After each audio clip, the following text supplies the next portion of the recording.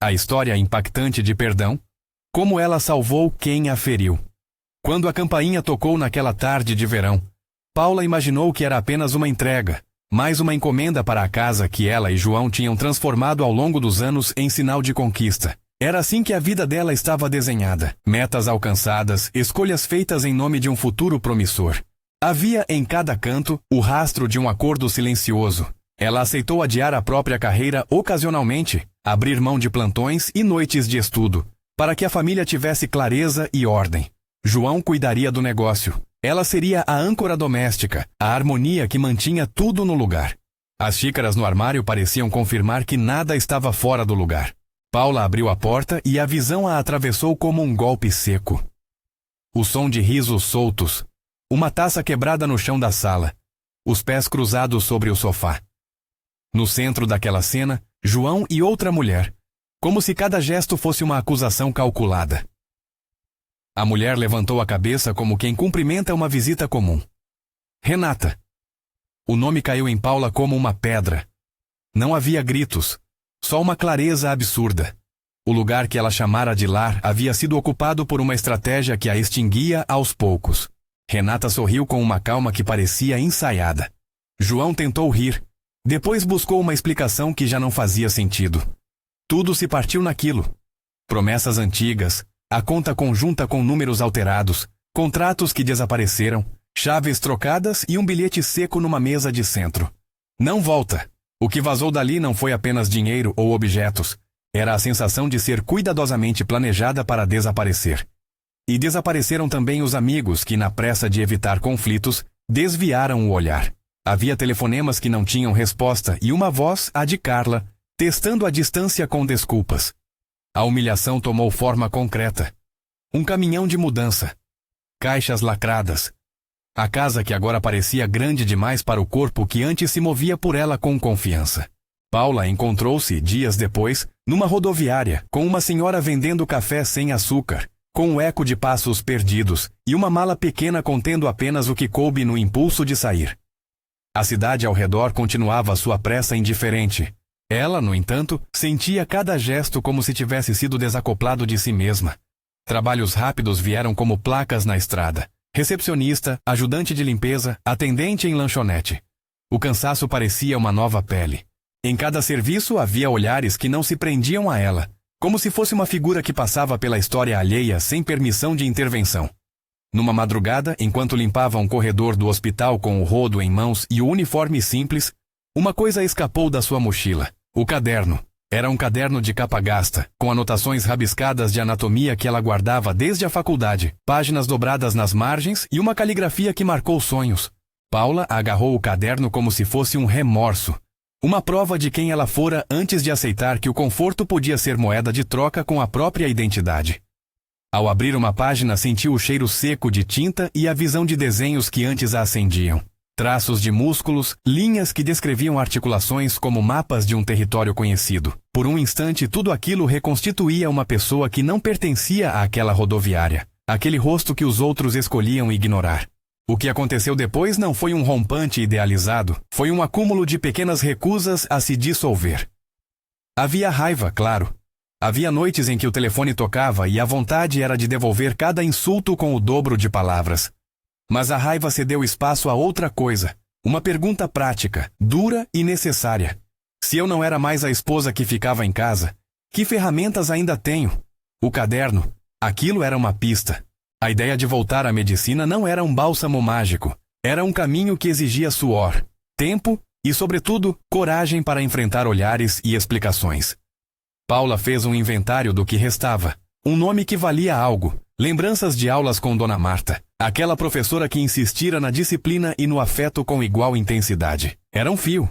Na manhã em que decidiu bater à porta do hospital para perguntar por um trabalho, a chuva parecia lavar as ruas. Entrou com um jaleco emprestado, mãos trêmulas, e aquela humildade que a cidade confere a quem recomeça. No balcão, uma enfermeira a olhou, e depois da formalidade do procedimento, disse que havia uma vaga para limpeza noturna. Não era o plantão de anestesia que um dia sonhara, mas era uma entrada, e foi ali, entre panos e corredores, que ela reencontrou Dona Marta.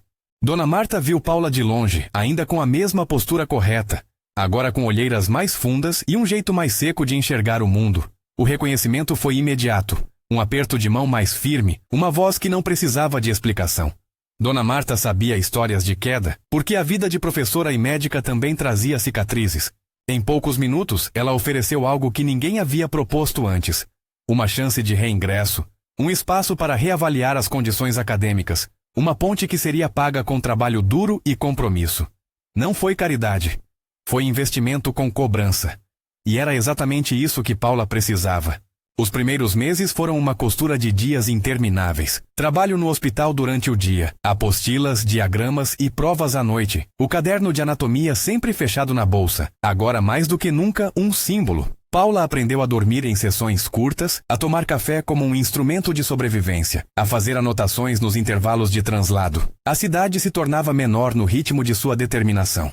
Pedro, um enfermeiro jovem com sorriso fácil, observava de longe e, sem pressa, aproximava-se com apoio prático. Um livro emprestado, uma explicação paciente sobre os turnos, uma palavra no dia em que a exaustão parecia vencer. Não havia pressa entre eles. Havia gestos que diziam que alguém entendia o que significa reconstruir-se. A trajetória de Paula não foi uma sequência linear de conquistas. Houve dias em que as provas pareciam montanhas intransponíveis. Houve humilhações veladas, colegas que sussurravam, ela desistiu da carreira. Situações que exigiam mais do que técnica, exigiam resiliência moral. Mas também houve vitórias concretas. A primeira vez que conduziu uma simulação de sutura e ouviu de um professor a palavra capaz, foi uma raiz que cresceu. Um professor que antes a havia conhecido como aluna aplicada, agora via nela um modo novo de aprender. A dor havia forjado uma atenção afiada, um respeito pelo corpo que vinha de uma experiência de perda. Em exames, ela começou a descolar resultados notáveis, não por vaidade, mas porque os números traziam consigo a possibilidade de uma vida novamente conectada ao que pulava dentro dela. O caderno de anatomia que havia sido recuperado no hospital virou um amuleto. Em momentos de dúvida, Paula retirava-o da bolsa e folheava as páginas como quem recita algo sagrado. Em sua mente, cada desenho era também um lembrete. Você aprendeu a ver por dentro, a identificar o que precisa de sutura e o que precisa de acompanhamento. Esse olhar cirúrgico se transferia, com o tempo, para a vida. Ela aprendeu a enxergar o tecido das relações, a costura das responsabilidades, a identificar rupturas e a decidir o que precisava de reparo. O tempo passou com o peso de anos comprimidos. Havia dias em que a monotonia parecia derrotar o ímpeto. Havia noites em que a saudade do que fora perdido vinha com força, lembrando-a de itens que já não possuía. Um vestido de seda guardado num armário que agora abrigava caixas de mudança, fotos que João retirara do quadro sem deixar explicação. Em outro gesto marcante, ela foi à casa vazia apenas para permanecer por alguns minutos no que havia sido lar, sentando na varanda com um chá frio na mão e uma sensação estranha de que a casa não era mais prisão, mas um território que deveria ser dissociado de seu valor pessoal. Era um aprendizado sutil. Reconhecer que as paredes não definem quem ela é. Ao longo desses anos de esforço, a reputação profissional de Paula começou a ser refeita. Colegas que um dia a marginalizaram, passaram a respeitá-la por sua competência. Provas com notas altas, relatos de pacientes satisfeitos, menções em prontuários com elogios. Tudo isso foi se acumulando como prova de um retorno que não se apoiava em rancor, mas em ética e zelo. Dona Marta continuou ao lado dela, mas com uma postura de quem provoca responsabilidade. Dava espaço, exigia mais e no momento oportuno recomendava. A relação entre as duas tornou-se um fio seguro. Uma mentoria que não poupava verdades duras. Paula também encarou uma questão que a acompanhou durante toda a reconstrução. A diferença entre perdoar e esquecer. Em noites longas, ela anotava frases no seu caderno. Frases que não eram teologais, mas práticas. Perdoar não me obriga a aceitar a presença de quem feriu. Foi um processo de definir limites. Ela não imaginava um retorno ao lado de João, nem tampouco queria que Renata escapasse impune por simples clemência. Havia uma clareza moral que se afiava com a prática clínica. Salvar alguém na mesa de cirurgia não anula a necessidade de justiça. Ao contrário, pode tornar possível que a verdade venha à tona, destituindo a impunidade que corrói. O perdão para Paula assumia uma forma ativa, uma escolha que não subjugava sua dignidade. Pedro esteve presente em cenas simples. Um café no corredor, um olhar que dizia, você aguenta, um gesto discreto de segurar a porta. Não foi amor imediato, foi companhia que demorou a se revelar. Havia tanto espaço entre as perdas e as possibilidades que qualquer afeto nascia com cautela. Paula exigia, silenciosamente, que qualquer relação futura respeitasse seu ritmo e seu trabalho reconstruído. O afeto era para ela secundário em relação à necessidade de se manter fiel à vocação que a salvou de desaparecer. Com o tempo surgiram etapas mais formais da sua volta. Reconhecimentos acadêmicos, uma pequena bolsa, a participação em um projeto de extensão que a colocou frente a situações reais de pacientes. Cada desafio era uma oportunidade de provar algo para si mesma, não para a plateia. A cada cirurgia simulada, ela via seu próprio retrato transformado, da mulher que entregara sonhos por conforto à profissional que agora costurava vidas com pulso firme e olhar sereno. Seus colegas passaram a chamá-la discretamente para atuar em casos mais complexos. A administração do hospital notou sua disciplina. Ainda assim, a sombra do passado insistia em voltar nos momentos mais inesperados. Certa vez, numa reunião de plantão, alguém comentou com um riso pouco discreto sobre um caso antigo envolvendo fraudes em família que remeteram a histórias de traição e fortuna. Sem citar nomes, a conotação atravessou o ar. Paula sentiu o sangue subir ao rosto. A lembrança de João e Renata vinha como vento que mexe folhas secas. Mas, ao contrário do que o impulso poderia sugerir, ela não resolveu confrontar para desfazer um passado que já havia sido liquefeito. Havia aprendizado. Havia limites. E havia, por trás de tudo, uma decisão prática. Se um dia precisasse lidar com quem a ferira, faria isso com a mesma precisão técnica que usa ao fechar uma incisão, sem teatralidade, sem vingança. O caderno continuava sendo o seu talismã. Em uma noite chuvosa de novembro, após um plantão exaustivo, Paula sentou-se na sala de leitura do hospital e folheou suas anotações antigas. Entre as páginas, encontrou uma entrada datada de anos antes, um rascunho de um juramento que fizera a si mesma. Se algo me separar da minha vocação, retornarei por mais. Não deixarei que outra pessoa decida meu destino. Aquela frase não soava como bravata. Era um contrato renovado consigo. Ela percebeu que sua força vinha menos de um sofrimento que precisava ser justificado e mais de uma disciplina que a fez recompor a própria vida, peça por peça. Em torno dela, a cidade continuava a formar seus ciclos.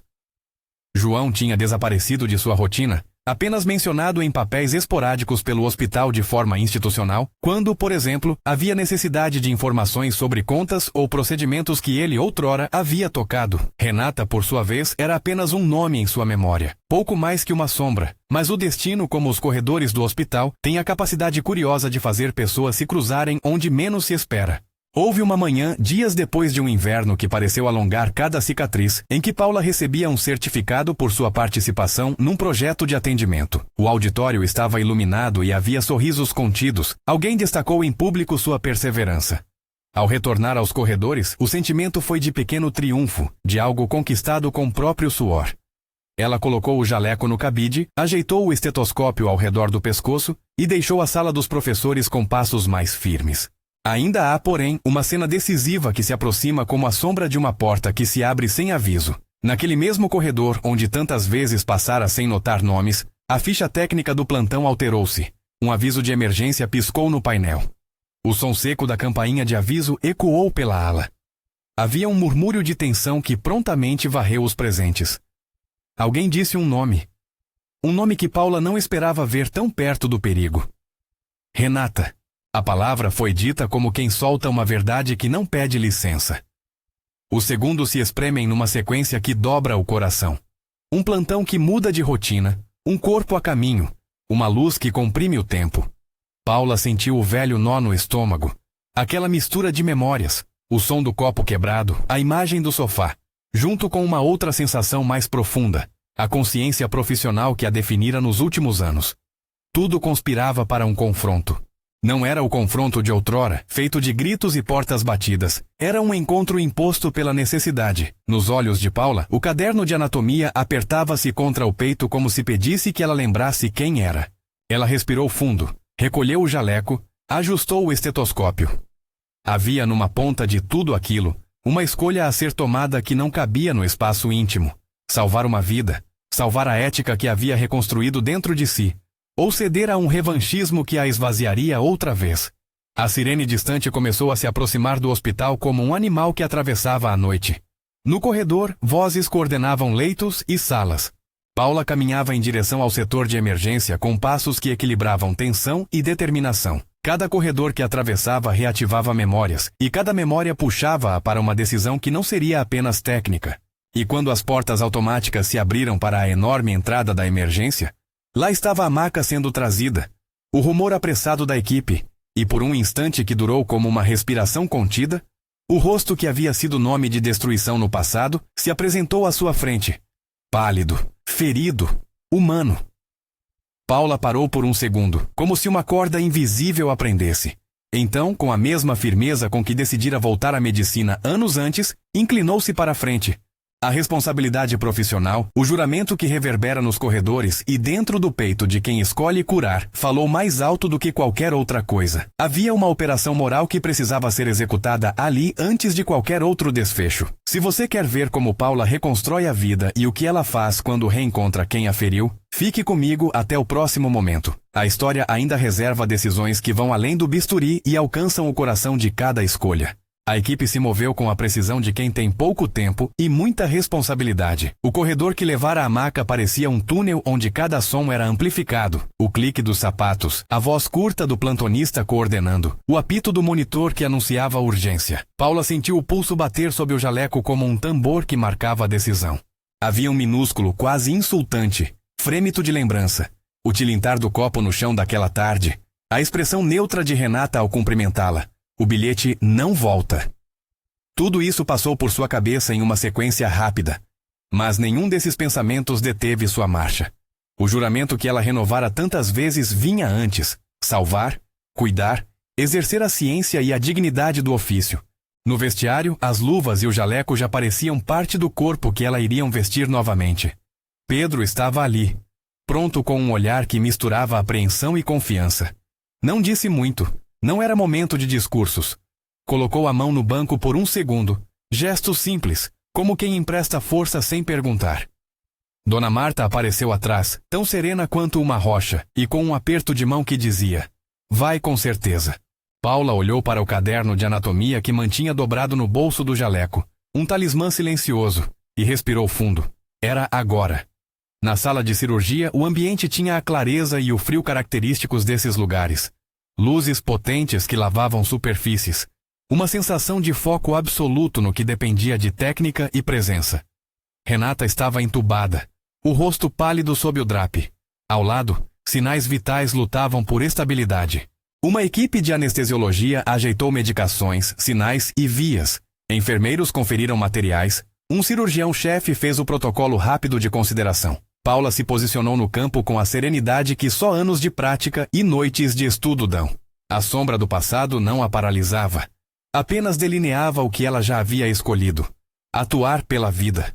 A primeira hora foi de controle. Sondar prioridades, avaliar contusões internas, estancar sangramentos. Não havia espaço para teatro. Paula articulou a condução do procedimento com voz firme e curta, delegando e recebendo retornos imediatos. Havia momentos em que a técnica se tornou quase música. Mãos que se moviam em padrões aprendidos, instrumentos passados com ritmo, gestos que selavam e reparavam com cuidado. Em sua mente, entre um passo e outro, vinham imagens fragmentadas de sua vida. As páginas do caderno, o som do riso do passado, a voz de Dona Marta que insistira na disciplina. Cada memória era transformada em foco, em controle de respiração, em precisão. Durante a cirurgia, ela manteve uma espécie de diálogo interno que não era só técnico. Lembrou-se das noites em que estudara até cair de sono entre livros e sorrisos escassos. Lembrou-se de quando ouviu pela primeira vez a palavra capaz de um professor que a via com outros olhos. Lembrou-se também do juramento que repetira em silêncio, prometendo não trocar sua vocação por facilidades vazias. A decisão de salvar Renata não era perdão passivo. Era uma ação deliberada, um exercício de integridade. Havia em Paula a convicção de que sua profissão representava mais do que emoções pessoais. Era um compromisso com a vida. Em determinado momento, quando a pressão arterial do paciente ameaçou cair, Paula perguntou com calma controlada por uma bolsa de fluido e por um possível recurso de emergência que estabilizasse o quadro. A equipe respondeu com rapidez. 3 horas se comprimiram como se fossem 10 minutos. A tensão cresceu e se acomodou em fases. Pico de ansiedade, cadência de ações, alívio nos sinais que pouco a pouco pareciam sincronizar novamente. Ao final, havia uma sutura meticulosa, drenagens colocadas onde a estratégia requeria, curativos alinhados. Renata foi levada para a UTI com sinais mais estáveis. O ruído do monitor agora falava de recuperação, não de declínio. No corredor, quando a máscara e o gorro foram retirados, Paula sentiu o corpo tremer, mas não de culpa. Trevejoou uma sangria de emoção que se acomodou com a sobriedade de quem fez o que devia. Pedro veio até ela e, sem dramatizar, a abraçou por um instante. Dona Marta, com os olhos brilhando, disse apenas: "Você fez o certo." Não era um elogio vazio. Era reconhecimento de uma escolha que preservava a própria dignidade de Paula e reafirmava que o perdão pode ser um pilar de justiça, não uma rendição. Renata ficou consciente algumas horas depois, primeiro abrindo os olhos com a confusão de quem sai de um sonho, depois reconhecendo rostos e, por fim, encontrando o olhar de Paula, que a observava com compostura. O silêncio que se instalou entre as duas foi espesso. Não havia acusações escancaradas. Havia, acima de tudo, o peso do que cada uma carregava. Renata, com a voz quebrada, pediu água e os profissionais a atenderam. Depois de algum tempo, com a presença discreta de uma psicóloga hospitalar, Renata pediu para falar com Paula. Sem alarde, apenas um pedido humano. Sentadas numa sala de observação com cortinas semiabertas, a luz filtrava o fim de tarde.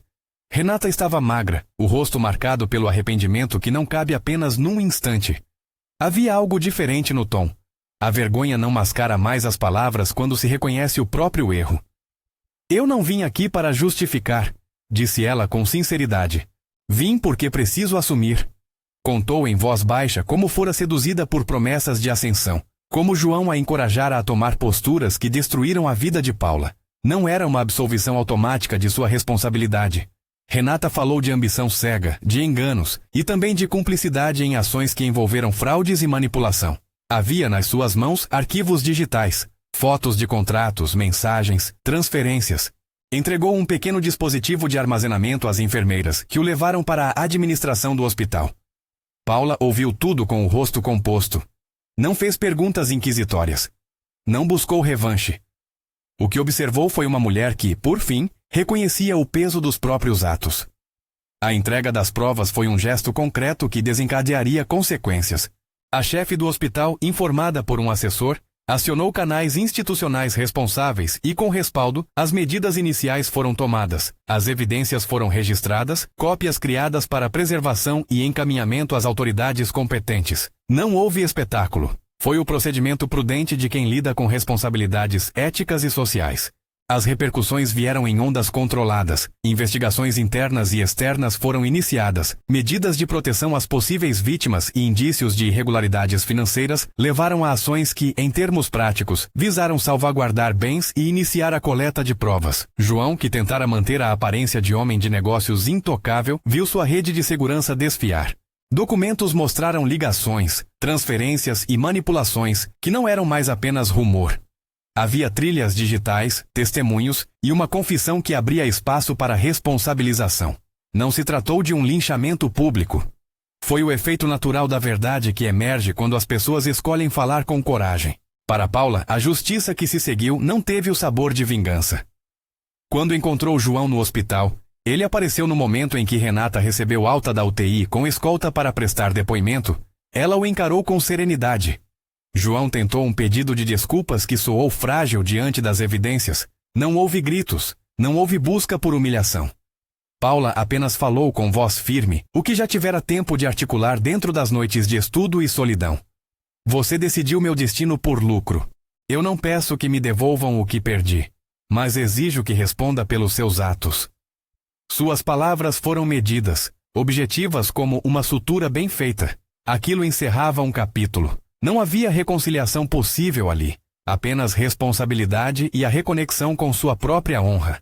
Renata, depois de processos de recuperação física e acompanhamento psicológico, optou por um caminho de reparação. Participou de audiências internas, prestou depoimentos, entregou documentos e assumiu sua parcela de culpa. Havia arrependimento verdadeiro, expresso em palavras e em atos. Trabalho comunitário supervisionado, participação em programas de reabilitação profissional e a disposição de colaborar com a investigação. Paula não exigiu que Renata pagasse por um amor perdido, exigiu que a verdade fosse dita e que as consequências se cumprissem conforme a responsabilidade de cada um. O perdão que ela exercera não anulara a necessidade de retribuição justa pelo dano causado. Na sequência, o hospital ofereceu a Paula uma promoção que a colocava à frente de um setor de trauma leve. Reconhecimento institucional por sua competência e por sua postura ética. Ela considerou a proposta com cuidado, aceitou não por ambição, mas por senso de responsabilidade em continuar servindo. A vida profissional finalmente ajustava uma marcha que parecia antiga, porém reinventada. O público começou a ver nela não mais a mulher que aparecera em rumores, mas a médica que se dedicava com zelo. Pedro voltou a ser presença consistente. Não houve pressa em transformar apoio em romance. Em vez disso, houve uma construção tateada, com cafés entre plantões, conversas sobre livros, caminhadas curtas que revelavam afinidades. Havia um respeito mútuo por trajetórias doloridas. Numa tarde de finais de estação, caminharam no parque perto do hospital, entre árvores que perdiam suas folhas como quem desapega do que não serve mais. Pedro segurou a mão de Paula num momento de silêncio, e sem palavras grandes, ambos entenderam que havia espaço para um afeto que respeitasse limites e honrasse escolhas. Não era a superação pela substituição do amor antigo, mas um caminho novo, mais consciente. Dona Marta seguiu sendo presença firme. Em ocasiões em que Paula precisava de conselhos práticos sobre gestão de equipe ou sobre como conduzir uma conversa difícil com um colega, a professora aparecia com uma xícara de chá e com frases curtas que reverberavam. Trabalho é lugar de honra. Quem o desonra, paga. Mas não deixe que a afronta destrua o bem que você construiu. Essas palavras foram um bálsamo e um lembrete de que perdão e justiça podem caminhar de forma tensa, lado a lado. Com o tempo, a narrativa pública sobre Paula mudou.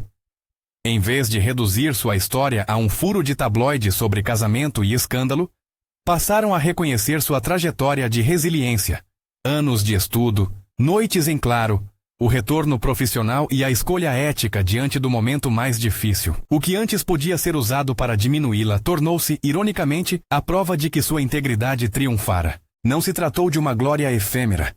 Foi a construção lenta de reputação baseada em competência e postura.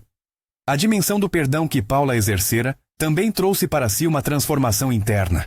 Em momentos de solidão, ela pegava o caderno de anatomia e folheava páginas com desenhos que lembravam o porquê de sua escolha. Não era perdido o significado do que acontecera. Havia reconhecimento da dor e também da libertação que veio quando ela trabalhou para firmar novos limites. Em suas anotações surgiu uma frase que ela não hesitava em repetir. Perdoar é recusar que o rancor me condene. A ideia de perdoar para ela nunca se confundira com a ideia de esquecer. Havia memória, havia cuidado, havia vigilância. Perdoar, naquele contexto, foi escolher exercer a própria dignidade sem entregar a vitória emocional ao rancor. Meses depois do incidente, em uma manhã clara de outono, Paula tomou chá na varanda de um pequeno apartamento que agora era seu refúgio. As plantas que trouxera aos poucos se adaptavam ao novo espaço. Havia conforto sem ostentação. Ela sentou com Dona Marta, que a visitava com frequência, e os dois conversaram sobre o que veio depois. Sobre pacientes, sobre colegas e sobre os limites que uma profissão exige. Havia leveza na conversa, mas também a consciência de que tudo fora conquistado com disciplina. No parque, em dias distintos, Paula caminhava sob árvores que mudavam de cor. Observava crianças, casais, trabalhadores apressados e sentia que, em silêncio, sua vida voltara a ser um mosaico de pequenas alegrias. Honrou sua decisão de não forçar um reencontro íntimo com João. Ambos haviam tomado caminhos que nada tinham de convergente. A justiça que emergira das provas e das confissões tinha efeitos práticos. Medidas que protegeram possíveis vítimas, uma investigação transparente e o afastamento de João de posições que lhe davam poder para prejudicar outras pessoas. Novamente, não foi espetáculo público, foi o efeito lógico da verdade que, quando trazida à luz, corrige o curso. Renata, em processo de reparação, veio a visitar o hospital algumas vezes como parte de seu compromisso de reconstruir vida de forma honesta. Em uma dessas visitas, aproximou-se de Paula com humildade e disse, sem solicitar perdão, mas com a transparência de quem assumira os atos: Estou trabalhando para reparar. Sei que não é suficiente, mas desejo fazer o que posso. Paula ouviu. Seu rosto permaneceu calmo. Não foi promessa de reconciliação íntima. Foi o reconhecimento de que o perdão, quando exercido com firmeza, abre espaço para que a verdade se explique e que as pessoas possam, se quiserem, buscar mudança. No âmbito pessoal, Paula continuou a construir sua carreira com moderação. Recebeu convites para palestrar sobre ética e resiliência, e em alguns momentos falou sobre como a medicina e a vida se entrelaçam. A ética é o fio que costura a prática. Sem ele, todo saber vira espada sem cabo. Nessas falas, sempre evitou simplificações religiosas ou filosóficas. Seu discurso era de alguém que tinha vivido a angústia do erro alheio e aprendido que a dignidade se preserva por escolhas conscientes. A história de Paula passou a ser contada não como uma fábula de redenção instantânea, mas como um exemplo de reconstrução que envolve esforço, limites e ações concretas. Amigas antigas se reaproximaram, não para recuperar laços que antes foram superficiais, mas para estabelecer novas formas de apoio. A relação com Pedro evoluiu de modo natural. Não houve pressa. Em uma noite de primavera, sentaram-se num cafezinho depois do plantão, riram de coisas pequenas, e quando ele segurou sua mão, houve uma sensação de cumplicidade mais do que romântica. Era a parceria de quem entende o preço de se refazer. O caderno de anatomia, já com as páginas amareladas, ganhou um canto especial numa estante do consultório. Era mais que objeto, era memória de noites em claro e de promessas renovadas. Quando pacientes, outrora, lhe perguntavam a razão de tanta serenidade, Paula respondia com a simplicidade de quem aprendeu no chão a se erguer. Porque escolhi não entregar meu coração ao rancor. Optei por cuidar. Essa frase não era a solução mágica, era a expressão prática de uma ética de vida. No final, a paz que procurava não veio como anestesia para a dor, mas como algo construído. Pequenas rotinas, plantões bem cumpridos, manhãs de escrita no caderno e caminhadas no parque. A vida recuperada não anulou as marcas, mas lhe deu contornos novos. Havia justiça porque a verdade fora trazida à luz. Havia transformação em Renata, porque ela assumira responsabilidades. Havia, sobretudo, a vitória íntima de Paula, que não se deixou reduzir pela situação que a atingira. E quando, em uma tarde calma, Paula sentou na varanda com chá, a luz dourada tocando as folhas do buchinho que crescera ali, ela olhou para a cidade e pensou na diferença entre ceder ao rancor e manter a própria integridade. O gesto de salvar quem a tivera ferido fora, para ela, um modo de preservar a sua vocação e, ao mesmo tempo, permitir que a verdade aparecesse, livre da sombra das emoções conturbadas. Perdoar fora, portanto, uma escolha ativa, não uma aceitação daquilo que fizera mal, mas uma preservação do que ela era. Se essa história te tocou, compartilhe nos comentários um momento em que o perdão, ou a decisão ética, mudou algo em sua vida. Se inscreva para mais narrativas que honram a coragem de recomeçar e a dignidade de quem escolhe não entregar sua vida ao ódio.